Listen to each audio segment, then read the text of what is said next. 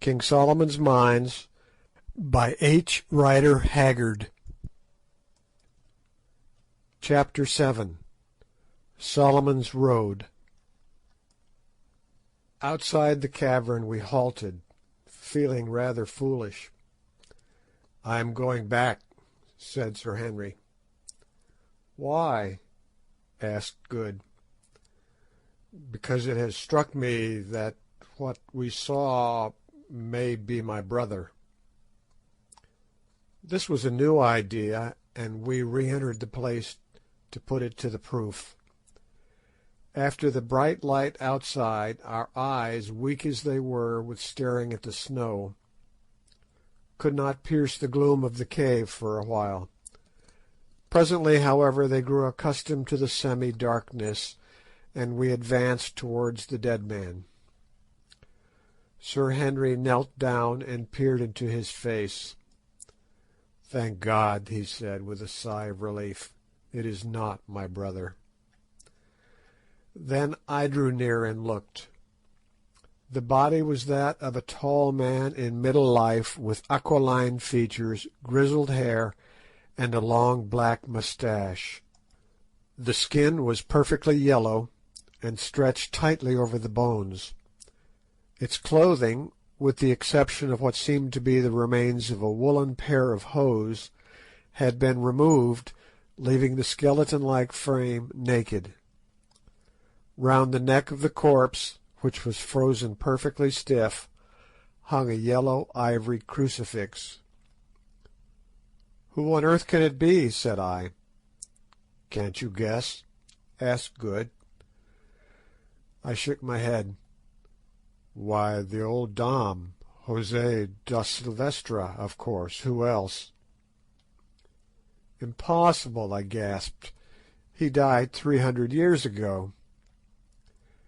"And what is there to prevent him from lasting for 3,000 years in this atmosphere, I should like to know?" asked Good.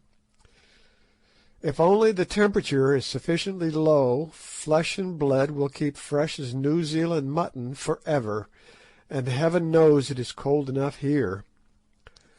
The sun never gets in here, no animal comes here to tear or destroy. No doubt his slave, of whom he speaks on the writing, took off his clothes and left him. He could not have buried him alone. Look," he went on, stooping down to pick up a queerly shaped bone scraped at the end into a sharp point. "Here is the cleft bone that Silvestra used to draw the map with." We gazed for a moment astonished, forgetting our own miseries in this extraordinary, and as it seemed to us, semi-miraculous sight. "Ay," said Sir Henry, "and this is where he got his ink from," and he pointed to a small wound on the Dom's left arm. "Did ever man see such a thing before?" There was no longer any doubt about the matter, which for my own part, I confess, perfectly appalled me. There he sat, the dead man, whose directions, written some 10 generations ago, had led us to this spot. Here in my own hand was the rude pen with which he had written them, and about his neck hung the crucifix that his dying lips had kissed. Gazing at him, my imagination could reconstruct the last scene of the drama, the traveller dying of cold and starvation, yet striving to convey to the world the great secret which he had discovered, the awful loneliness of his death, of which the evidence sat before us. It even seemed to me that I could trace in his strongly marked features a likeness to those of my poor friend Silvestra, his descendant, who had died 20 years before in my arms, but perhaps that was fancy. At any rate, there he sat, a sad memento of the fate that so often overtakes those who would penetrate into the unknown. And there doubtless he will still sit, crowned with the dread majesty of death. for centuries yet unborn, to startle the eyes of wanderers like ourselves, if ever any such should come again to invade his loneliness. The thing overpowered us, already almost perished as we were with cold and hunger. "Let us go," said Sir Henry in a low voice. "Stay, we will give him a companion." And lifting up the dead body of the Hottentot Ventvögel, he placed it near to that of the old Dom. Then he stooped, and with a jerk broke the rotten string of the crucifix which hung round Da Silvestra's neck, for his fingers were too cold to attempt to unfasten it. I believe that he has it still. I took the bone pen, and it is before me as I write. Sometimes I use it to sign my name. Then, leaving these two, the proud white man of a past age and the poor Hottentot, to keep their eternal vigil in the midst of the eternal snows, we crept out of the cave into the welcome sunshine, and resumed our path, wondering in our hearts how many hours it would be before we were even as they are. When we had walked about half a mile, we came to the edge of the plateau, for the nipple of the mountain does not rise out of its exact centre, though from the desert side it had seemed to do so. What lay below us we could not see, for the landscape was wreathed in billows of morning fog. Presently, however, the higher layers of mist cleared a little, and revealed, at the end of a large slope of snow, a patch of green grass, some 500 yards beneath us, through which a stream was running. Nor was this all. By the stream, basking in the bright sun, stood and lay a group of from 10 to 15 large antelopes. At that distance we could not see of what species. The sight filled us with unreasoning joy. If only we could get it, there was food in plenty, but the question was how to do so. The beasts were fully 600 yards off, a very long shot, and one not to be depended on when our lives hung on the results. Rapidly we discussed the advisability of trying to stalk the game, but in the end dismissed it reluctantly. To begin with, the wind was not favourable, and further, we must certainly be perceived, however careful we were, against the blinding background of snow which we should be obliged to traverse. "Well, we must have a try from where we are," said Sir Henry.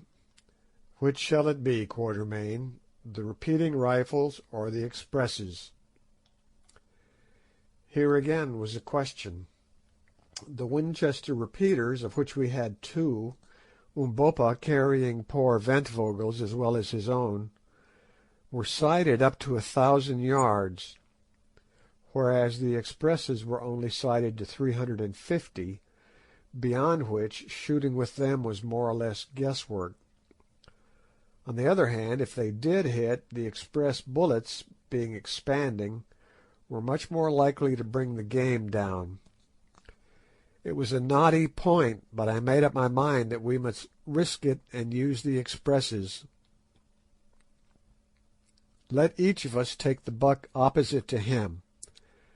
Aim well at the point of the shoulder and high up," said I, "and Umbopa, do you give the word, so that we may all fire together." Then came a pause, each of us aiming his level best, as indeed a man is likely to do when he knows that life itself depends upon the shot. "Fire," said Umbopa in Zulu, and at almost the same instant the three rifles rang out loudly. 3 clouds of smoke hung for a moment before us, and 100 echoes went flying over the silent snow. Presently the smoke cleared and revealed, oh joy, a great buck lying on its back and kicking furiously in its death agony. We gave a yell of triumph. We were saved. We should not starve. Weak as we were, We rushed down the intervening slope of snow, and in 10 minutes from the time of shooting, that animal's heart and liver were lying before us. But now a new difficulty arose. We had no fuel, and therefore could make no fire to cook them. We gazed at each other in dismay. "Starving men should not be fanciful," said Good. "We must eat raw meat." There was no other way out of the dilemma, and our gnawing hunger made the proposition less distasteful than it would otherwise have been.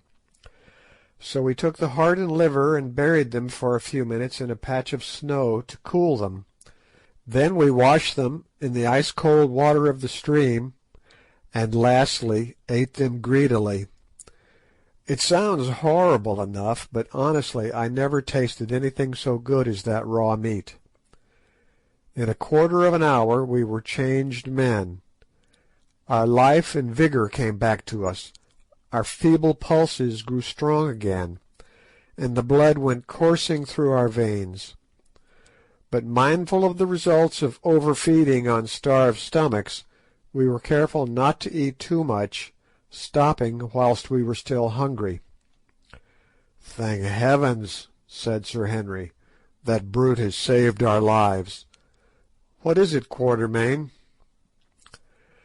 I rose and went to look at the antelope, for I was not certain. It was about the size of a donkey, with large curved horns. I had never seen one like it before. The species was new to me. It was brown in colour, with faint red stripes, and grew a thick coat. I afterwards discovered that the natives of that wonderful country call these bucks Inco. They are very rare, and only found at a great altitude where no other game will live. This animal was fairly hit, high up in the shoulder, though whose bullet brought it down we could not, of course, discover. I believe that Good, mindful of his marvellous shot at the giraffe, secretly set it down to his own prowess, and we did not contradict him. We had been so busy satisfying our hunger that hitherto we had not found time to look about us. But now, having set Umbopa to cut off as much of the best meat as we were likely to be able to carry, we began to inspect our surroundings. The mist had cleared away, for it was 8 o'clock, and the sun had sucked it up, so we were able to take in all the country before us at a glance. I know not how to describe the glorious panorama which unfolded itself to our gaze. I have never seen anything like it before, nor shall, I suppose, again. Behind and over us towered Sheba's snowy breasts, and below, some 5,000 feet beneath where we stood, lay league on league of the most lovely champaign country. Here were dense patches of lofty forest, there a great river wound its silvery way.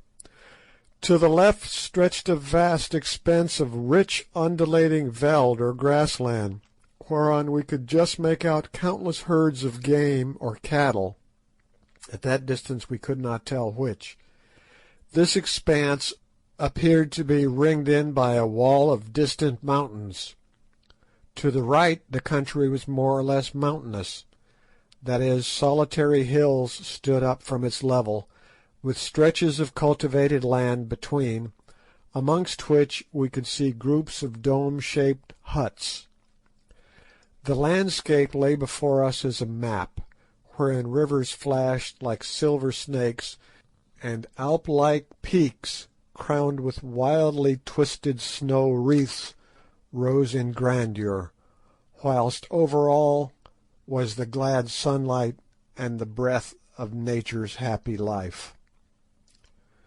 Two curious things struck us as we gazed. First, that the country before us must lie at least 3,000 feet higher than the desert we had crossed, and secondly, that all the rivers flowed from south to north.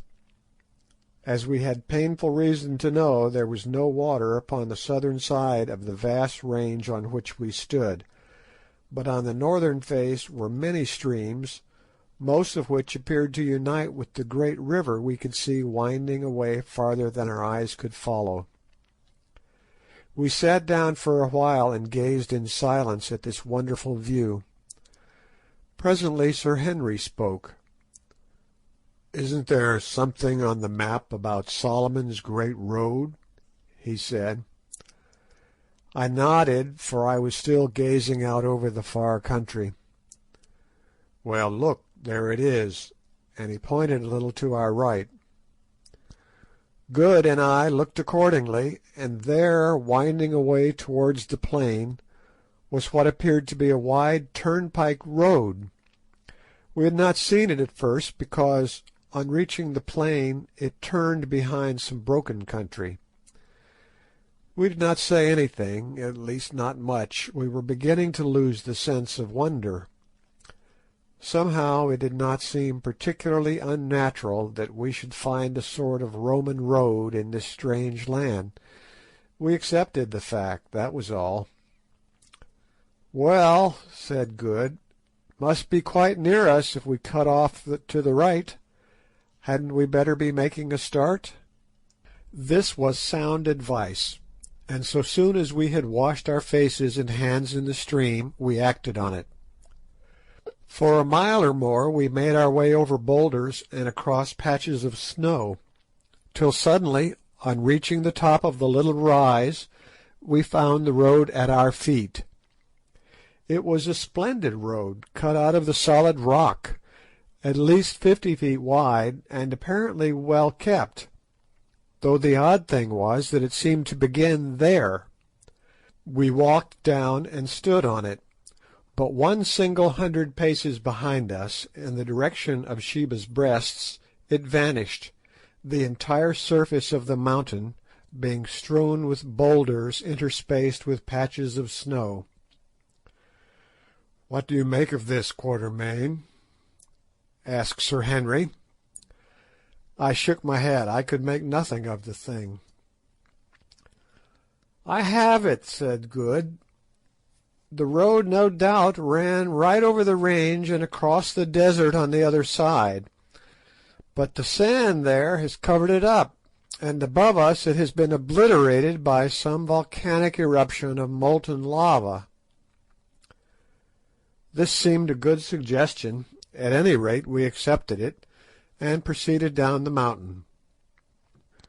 It proved a very different business, travelling along downhill on that magnificent pathway with full stomachs, from what it was travelling uphill over the snow quite starved and almost frozen. Indeed, had it not been for melancholy recollections of poor Ventvogel's sad fate, and of that grim cave where he kept company with the old Dom, we should have felt positively cheerful, notwithstanding the sense of unknown dangers before us. Every mile we walked the atmosphere grew softer and balmier, and the country before us shone with a yet more luminous beauty. As for the road itself, I never saw such an engineering work, though Sir Henry said that the great road over the St. Gothard in Switzerland is very similar. No difficulty had been too great for the old world engineer who laid it out. At one place we came to a ravine 300 feet broad and at least 100 feet deep. This vast gulf was actually filled in with huge blocks of dressed stone, having arches pierced through them at the bottom for a waterway, over which the road went on sublimely. At another place it was cut in zigzags out of the side of a precipice 500 feet deep, and in a third it tunnelled through the base of an intervening ridge, a space of 30 yards or more. Here we noticed that the sides of the tunnel were covered with quaint sculptures, mostly of mailed figures driving in chariots. One, which was exceedingly beautiful, represented a whole battle scene with a convoy of captives being marched off in the distance. "Well," said Sir Henry, after inspecting this ancient work of art, It is very well to call this Solomon's Road, but my humble opinion is that the Egyptians had been here before Solomon's people ever set a foot on it.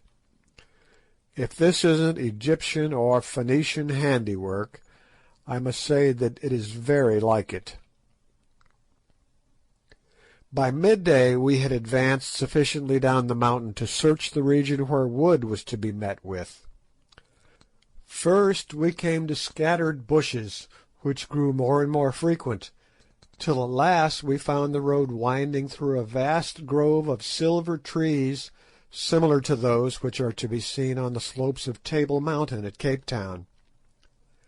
I had never before met with them in all my wanderings, except at the Cape, and their appearance here astonished me greatly. "Ah," said Good, surveying these shining-leaved trees with evident enthusiasm, "here is lots of wood. Let us stop and cook some dinner. I have about digested that raw heart." Nobody objected to this, so leaving the road we made our way to a stream which was babbling away not far off, and soon had a goodly fire of dry boughs blazing. Cutting off some substantial hunks from the flesh of the inco which we had brought with us, we proceeded to toast them on the end of sharp sticks, as one sees the Kafirs do, and ate them with relish. After filling ourselves, we lit our pipes and gave ourselves up to enjoyment that, compared with the hardships we had recently undergone, seemed almost heavenly. The brook, of which the banks were clothed with dense masses of a gigantic species of maidenhair fern, interspersed with feathery tufts of wild asparagus, sung merrily at our side. The soft air murmured through the leaves of the silver trees, doves cooed around, and bright-winged birds flashed like living gems from bough to bough. It was a paradise. The magic of the place, combined with an overwhelming sense of dangers left behind, and of the promised land reached at last, seemed to charm us into silence. Sir Henry and Umbopa sat conversing in a mixture of broken English and kitchen Zulu in a low voice, but earnestly enough, and I lay with my eyes half shut upon that fragrant bed of fern and watched them. Presently I missed Good, and I looked to see what had become of him. Soon I observed him sitting by the bank of the stream in which he had been bathing. He had nothing on but his flannel shirt, and his natural habits of extreme neatness having reasserted themselves, he was actively employed in making a most elaborate toilet. He had washed his gutta percha collar, had thoroughly shaken out his trousers, coat, and waistcoat, and was now folding them up neatly till he was ready to put them on, shaking his head sadly as he scanned the numerous rents and tears in them, which naturally had resulted from our frightful journey. Then he took his boots, scrubbed them with a handful of fern, and finally rubbed them over with a piece of fat which he had carefully saved from the inco meat, till they looked, comparatively speaking, respectable. Having inspected them judiciously through his eyeglass, he put the boots on and began a fresh operation. From a little bag that he carried he produced a pocket comb in which was fixed a tiny looking-glass, and in this he surveyed himself. Apparently he was not satisfied, for he proceeded to do his hair with great care. Then came a pause while he again contemplated the effect. Still it was not satisfactory. He felt his chin, on which the accumulated scrub of a 10 days' beard was flourishing. Surely, thought I, he is not going to try to shave, but so it was. Taking the piece of fat with which he had greased his boots, Good washed it thoroughly in the stream. Then diving again into the bag, he brought out a little pocket razor with a guard to it, such as are bought by people who are afraid of cutting themselves, or by those about to undertake a sea voyage. Then he rubbed his face and chin vigorously with the fat and began. Evidently it proved a painful process, for he groaned very much over it, and I was convulsed with inward laughter as I watched him struggling with that stubbly beard. It seems so very odd that a man should take the trouble to shave himself with a piece of fat in such a place and in our circumstances. At last he succeeded in getting the hair off the right side of his face and chin, when suddenly I, who was watching, became conscious of a flash of light that passed just by his head. Good sprang up with a profane exclamation. If it had not been a safety razor, he would certainly have cut his throat, and so did I, without the exclamation. And this was what I saw. Standing not more than 20 paces from where I was, and 10 from Good, were a group of men. They were very tall and copper-coloured, and some of them wore great plumes of black feathers and short cloaks of leopard skins. This was all I noticed at the moment. In front of them stood a youth of about 17, his hand still raised and his body bent forward in the attitude of a Grecian statue of a spear-thrower. Evidently the flash of light had been caused by a weapon which he had hurled. As I looked, an old soldier-like man stepped forward out of the group, and catching the youth by the arm, said something to him. Then they advanced upon us. Sir Henry, Good, and Umbopa by this time had seized their rifles and lifted them threateningly. The party of natives still came on. It struck me that they could not know what rifles were, or they would not have treated them with such contempt. "Put down your guns," I halloed to the others, seeing that our only chance of safety lay in conciliation. They obeyed, and walking to the front I addressed the elderly man who had checked the youth. "Greetings," I said in Zulu, not knowing what language to use. To my surprise I was understood. "Greeting," answered the old man, not indeed in the same tongue, but in a dialect so closely allied to it that neither Umbopa nor myself had any difficulty in understanding him. Indeed, as we afterwards found out, the language spoken by this people is an old-fashioned form of the Zulu tongue, bearing about the same relationship to it that the English of Chaucer does to the English of the 19th century. "Whence come you?" he went on. "Who are you, and why are the faces of 3 of you white, and the face of the 4th as the face of our mother's sons?" And he pointed to Umbopa. I looked at Umbopa as he said it, and it flashed across me that he was right. The face of Umbopa was like the faces of the men before me, and so was his great form like their forms. But I had not time to reflect on this coincidence. "We are strangers and come in peace," I answered, speaking very slowly, so that he might understand me, "and this man is our servant." "You lie," he answered.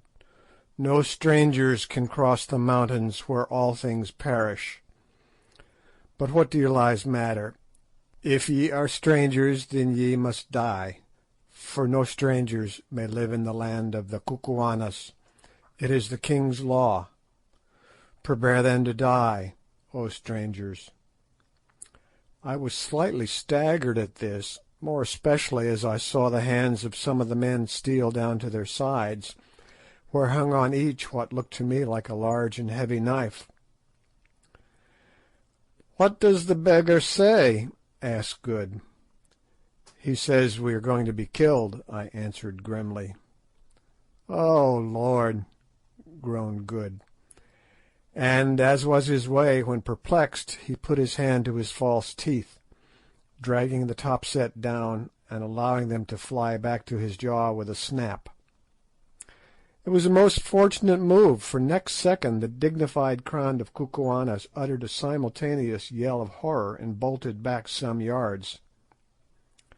"What's up?" said I. "It's his teeth," whispered Sir Henry excitedly. "He moved them." "Take them out, Good," Take them out."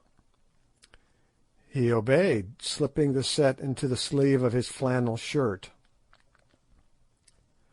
In another second curiosity had overcome fear, and the men advanced slowly. Apparently they had now forgotten their amiable intention of killing us. "How is it, O strangers," asked the old man solemnly, "that this fat man," pointing to Good, who was clad in nothing but boots and a flannel shirt, and had only half finished his shaving, "whose body is clothed and whose legs are bare, who grows hair on one side of his sickly face and not on the other, and who wears one shining and transparent eye, how is it, I ask, that he has teeth which move of themselves, coming away from the jaws and returning of their own will?" "Open your mouth," I said to Good, who promptly curled up his lips and grinned at the old gentleman like an angry dog, revealing to his astonished gaze two thin red lines of gum as utterly innocent of ivories as a newborn elephant. The audience gasped. "Where are his teeth?" they shouted. "With our eyes we saw them." Turning his head slowly and with a gesture of ineffable contempt, Good swept his hand across his mouth. Then he grinned again, and lo! there were two rows of lovely teeth. Now the young man who had flung the knife threw himself down on the grass and gave vent to a prolonged howl of terror, and as for the old gentleman, his knees knocked together with fear. "I see that ye are spirits," he said falteringly. "Did ever man born of woman have hair on one side of his face and not on the other, or a round and transparent eye, or teeth which moved and melted away and grew again? Pardon us, O my lords." Here was luck indeed, and needless to say I jumped at the chance. "It is granted," I said with an imperial smile. "Nay, ye shall know the truth.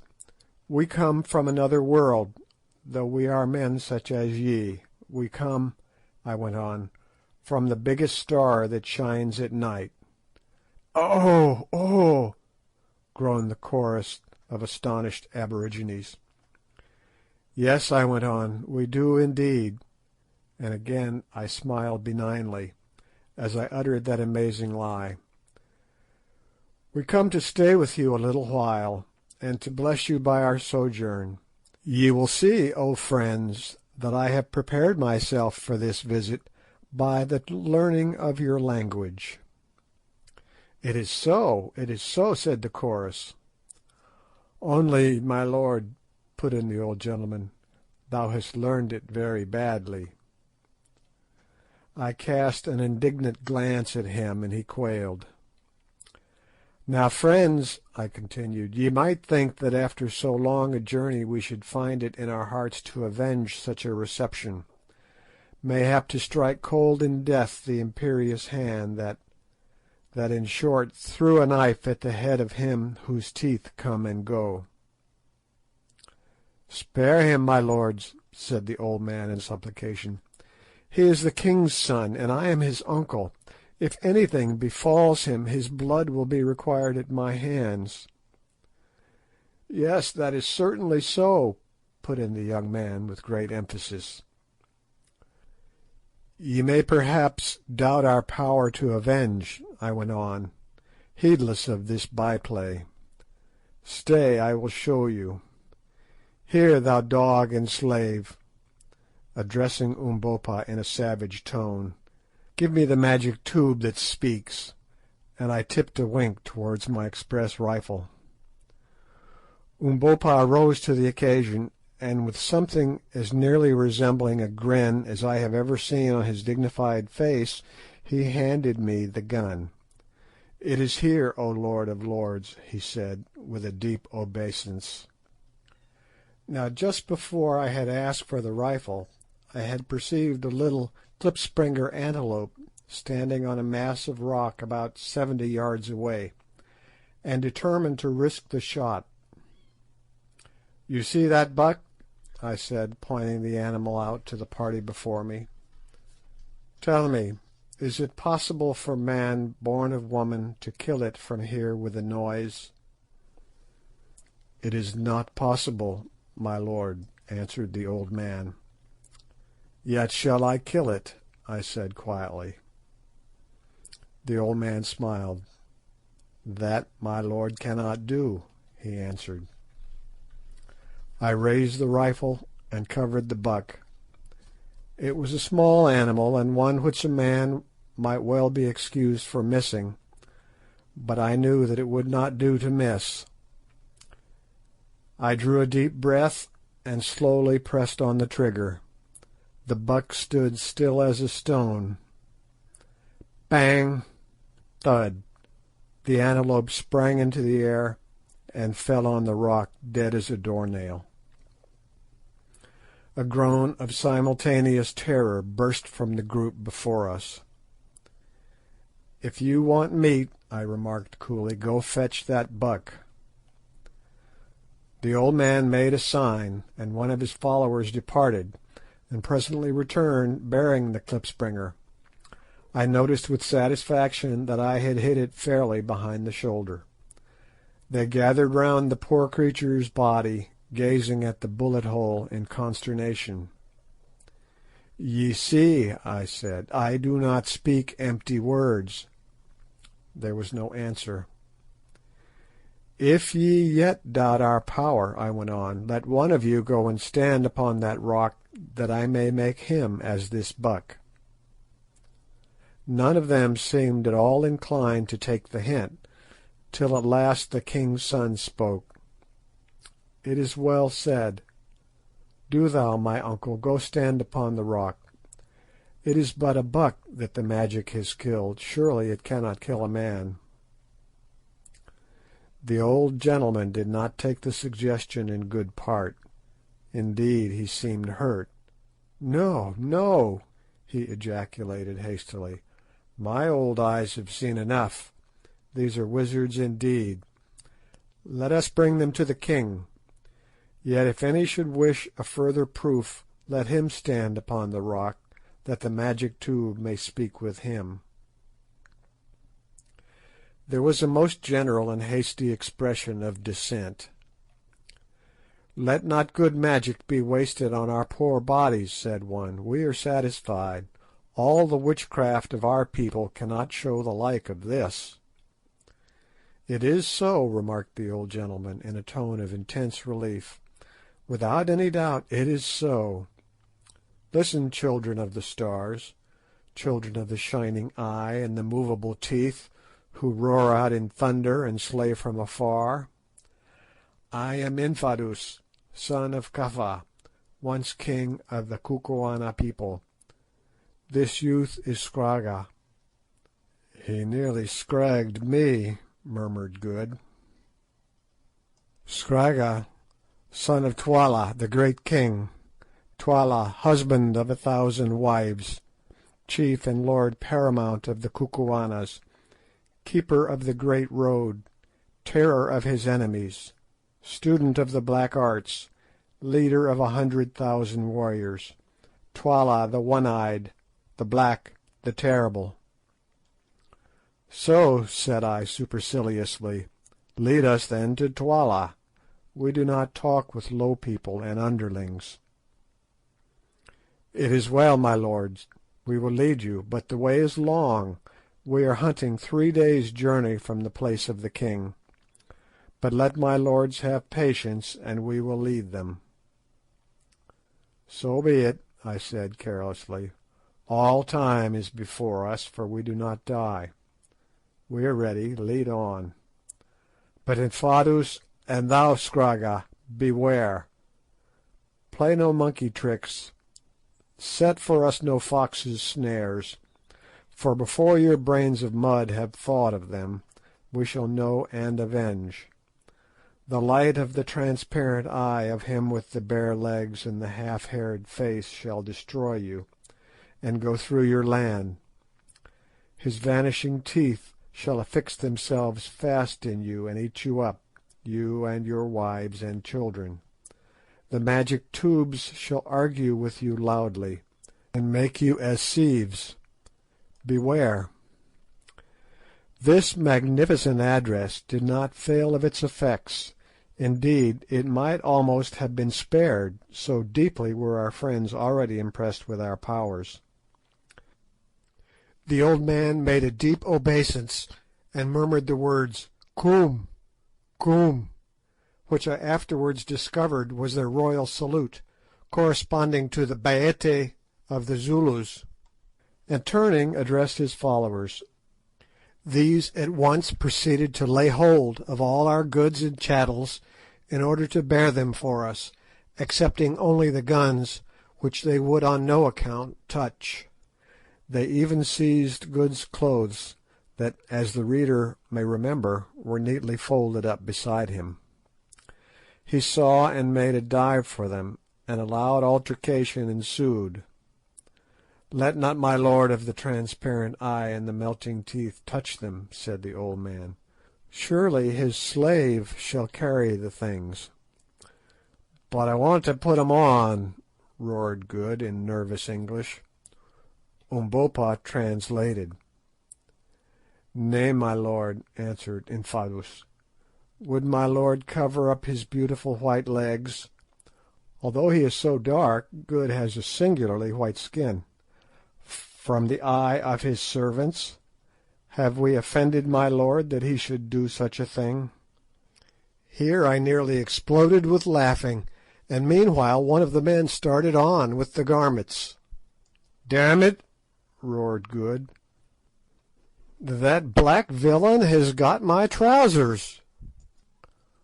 "Look here, Good," said Sir Henry, "you have appeared in this country in a certain character, and you must live up to it.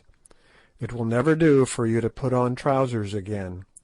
Henceforth you must exist in a flannel shirt, a pair of boots, and an eyeglass." "Yes," I said, "and with whiskers on one side of your face and not on the other. If you change any of these things, the people will think that we are impostors. I am very sorry for you, but seriously you must. If once they begin to suspect us, our lives will not be worth a brass farthing." "Do you really think so?" said Good gloomily. "I do indeed. Your beautiful white legs and your eyeglass are now the features of our party, and, as Sir Henry says, you must live up to them. Be thankful that you have got your boots on, and that the air is warm." Good sighed and said no more, but it took him a fortnight to become accustomed to his new and scant attire. Chapter 7